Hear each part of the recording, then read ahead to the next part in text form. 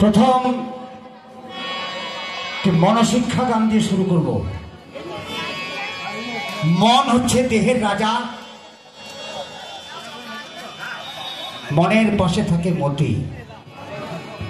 তাই মন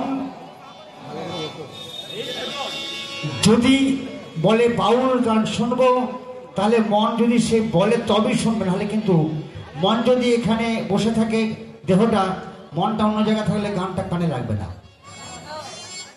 তাই বাউল গানটা শুনতে হলে একটু ধৈর্য ধরতে হয়, মানে খুব গাঢ় রস আর কি, খুব আস্তে আস্তে পড়বে, ফোটা ফোটা পড়বে অনেক পরে পরে। তাই আমরা আমাদের মনকে অনেক কিছু বলি, মন অনেক কিছু চায়, চা পাওয়ার তো শেষ নেই, যতই চাই যতই চেয়েই যাচ্ছে মানুষ। তাই বাউল কবি বললেন খুব সুন্দর কথা,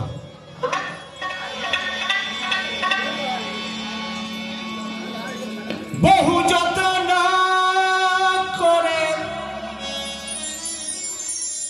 আমার মনকে বোঝালাম,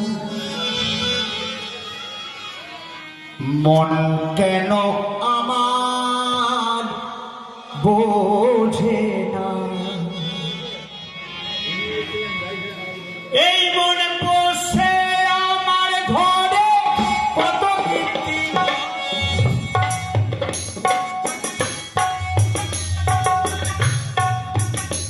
মনে বসে আমার ঘরে কত কীর্তি করে,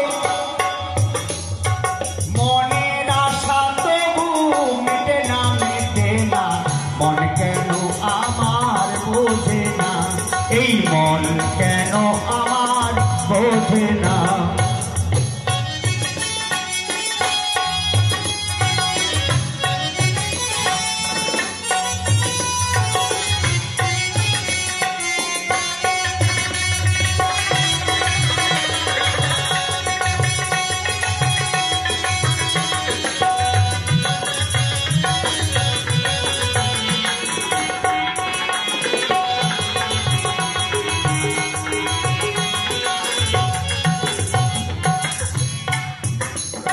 মনকে বললাম মন, ওরে মন, স্বর্ণময়ী মায়ের মন্দিরে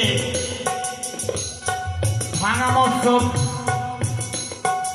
হচ্ছে, কেউ একবার বিকাশী সাধু সাধু গুরু বৈষ্ণব অনেক এসেছেন। তা মন কি বললো জানেন? মনকে বললাম মন সাধুর নিকট চলে, সাধু সঙ্গ করলে দেখবি জ্ঞানের আলো,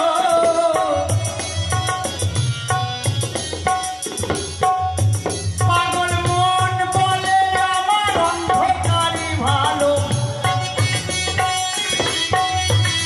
পাগল মন বলে আমার অন্ধকারই ভালো, আর সাধু সঙ্গে যাওয়া হবে না হবে না, ওই সাধু সঙ্গ করা হবে না হবে না, মন কেন আমার বোঝে না, মন কেন আমার বোঝে না।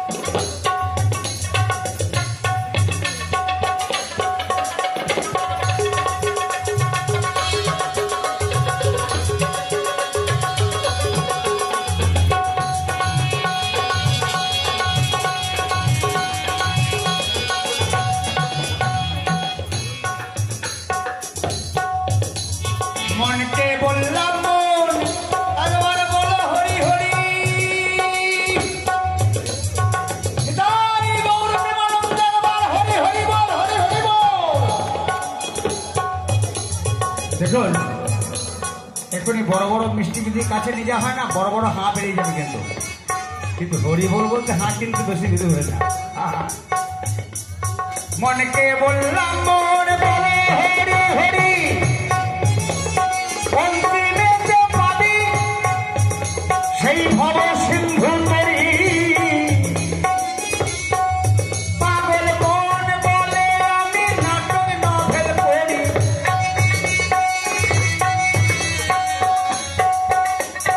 মোহন বলে আমি নাটক নভেল পড়ি।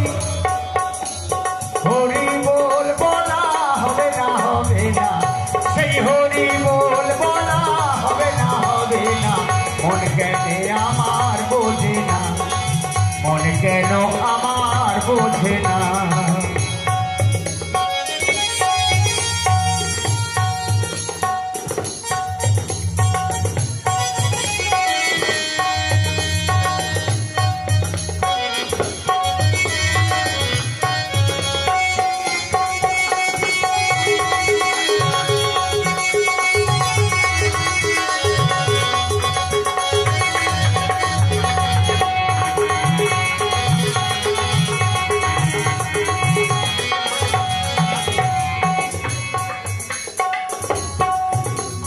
গোসাই বলে বাকু একিরে তোর মন তত্ত্ব কথা কেন হরিরে বিস্মরণ। আসবার কালে বলে ভজব তোমার চরণ। আসার কালে বলে ভজব তোমার চরণ। আমার হেথায় এসে কেন ভজবি না মন কেন আমার বোঝে না মন কেন আমার বোঝে না। বহু যত্ন করে আমার মনকে বোঝালাম মন কেন আমার বোঝে না। বাবা মন কেন আমার বোঝে না। পাগল মন কেন আমার বোঝে না। ছাপা মন কেন আমার বোঝে